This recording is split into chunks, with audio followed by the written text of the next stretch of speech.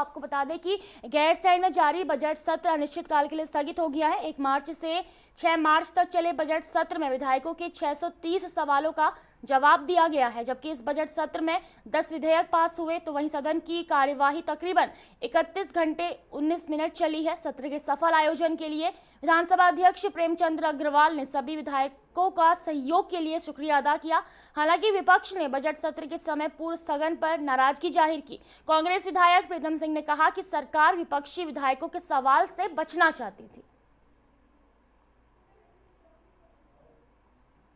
ये 1 मार्च से जब हमारा ये विधानसभा सत्र चला था तो उसमें 31 घंटे 29 मिनट की सदन की कार्रवाई चली है और लगभग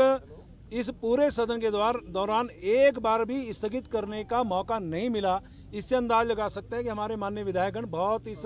सत्र के लिए गंभीर है। उन्होंने जो उनकी जिज्ञासाएं थी सब उन्होंने यहाँ पे पूरी की हैं और मैं फिर से सभी का धन्यवाद कर रहा हूँ। हमने जनहित के जितने भी मुद्दे थे उन तमाम मुद्दों को जो है प्राथमिकता के आधार पर सदन के अंदर उठाने का काम किया और सरकार को घेरने का काम किया है। ना सरकार प्रश्नकाल में जो है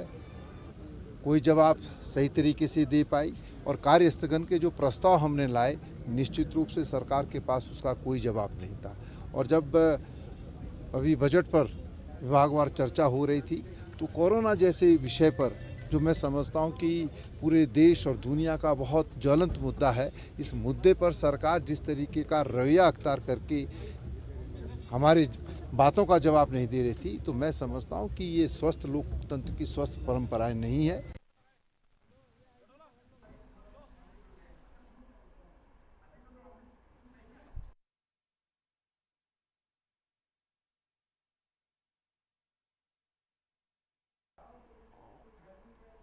और फोन लाइन पे हमारे संवाददाता ज्ञानेंद्र तिवारी हमारे साथ जुड़ चुके हैं। तो ज्ञानेंद्र, कल गैरसैंण में बजट था वो अनिश्चितकाल के लिए स्थगित कर दिया गया, साथ ही बीजेपी की कोर कमेटी की बैठक भी की गई, पूरी जानकारी एक बार दीजिए।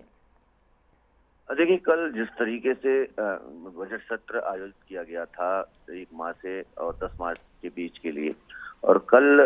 बजट सत्र अनिश्चितकालीन के लिए स्थगित कर दिया गया था और जिस तरीके से 4 तारीख को बजट सरकार की तरफ से पेश किया गया और कहीं ना कहीं जिस तरीके से कल ही जो कोर कमेटी की बैठक हुई देहरादून में और मुख्यमंत्री त्रिवेंद्र सिंह रावत और जिस तरीके से जो कैबिनेट मंत्री हैं मदन कौशिक और जो राज्य मंत्री हैं धन सिंह रावत, वो गैरसैंण से सीधे देहरादून पहुंचते हैं और जिस तरीके से कोर ग्रुप की जो बैठक थी उसमें हिस्सा लेते हैं और तमाम जो सुबह से अटकलें लगाई जा रही थी और एक अफवाह जो फैली हुई थी सोशल मीडिया पे, इस कोर ग्रुप की बैठक के मीटिंग के बाद जिस तरीके से जो प्रदेश अध्यक्ष हैं बंशीधर भगत, उन्होंने बयान दिया, जो भी अटकलें थी वो साफ हो गई। जिस तरीके से ये बात कही जा रही थी कि जो कहा जा रहा था कि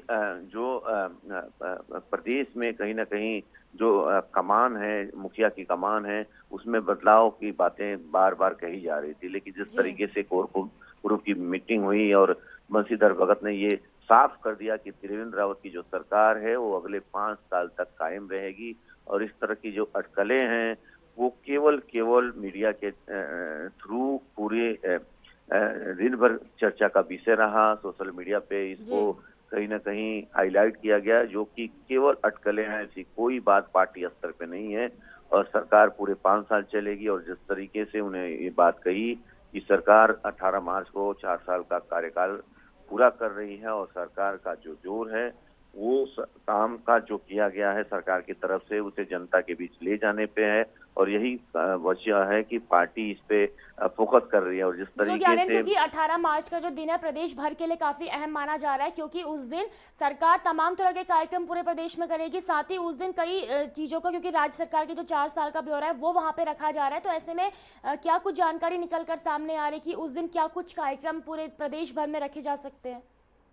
देखिए, कोर ग्रुप की बैठक में जो प्रदेश प्रभारी हैं दुष्यंत कुमार और जो राष्ट्रीय उपाध्यक्ष हैं रमन सिंह, वो भी मौजूद थे और 18 मार्च के कार्यक्रम को लेके उनके साथ भी बातचीत हुई है और जिस तरीके से सरकार की तरफ से 18 मार्च को लेके कार्यक्रमों का आयोजन किया गया है और कल ही शाम को विधायकों के साथ भी मुख्यमंत्री की बैठक हुई है। जो जिस तरीके से सभी विधायकों को अपने क्षेत्रों में होने वाले जो कार्यक्रम है 18 मार्च को, उसके लेके निर्देश दिए गए हैं। सरकार की तरफ से सबसे बड़ा राज्य का जो प्रोग्राम होगा वो डोईवाला, मुख्यमंत्री का जो विधानसभा है वो लच्छीवाला में, डोईवाला के लच्छीवाला में बड़ा प्रोग्राम है, जहां पे मुख्यमंत्री 4 साल के कामकाज को लेकर एक विकास पुस्तिका का विमोचन करेंगे और जनता को ये जानकारी देंगे कि क्या कुछ काम जो है प्रदेश सरकार की तरफ से किया गया है। इसी प्रकार से सभी विधानसभाओं में कार्यक्रमों का आयोजन किया गया है, जिसकी जिम्मेदारी वहां के जो विधायक हैं उनको दी गई है। और जिस तरीके से सभी जो विधायक हैं, सांसद हैं, सभी की जिम्मेदारी सुनिश्चित की गई है। इसी के लिए कल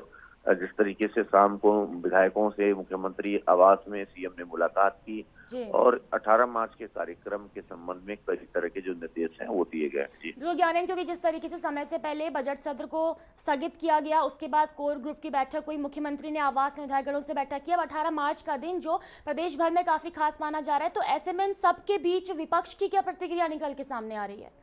देखिए, विपक्ष की तरफ से यही बात कही जा रही है कि आखिर क्या ऐसी वजह रही कि एकाएक सत्र के आयोजन को स्थगित कर दिया गया। लेकिन और पहले से ही विपक्ष की तरफ से बात कही जा रही थी कि सदन की कार्रवाई लंबी होनी चाहिए ताकि सभी को अपने सवाल रखने का मौका मिले। लेकिन सत्र की कार्रवाई जो है वो जिस तरीके से स्थगित की गई है, उस पर सरकार की तरफ से यही बात कही जा रही है, मदन कौशिक ने यही बात कही है कि बजट पेश हो चुका था और उसके बाद जो भी सवाल थे विधायकों के, उन्हें सुना भी गया था और इसी वजह से अब बजट की जो कार्रवाई है वो अनिश्चितकालीन के लिए स्थगित कर दी गई। और जिस तरीके से लगातार इस मुद्दे को लेकर विपक्ष की तरफ से सवाल जरूर किए जा रहे हैं, लेकिन जो काम था वो पूरा हो चुका था, इसलिए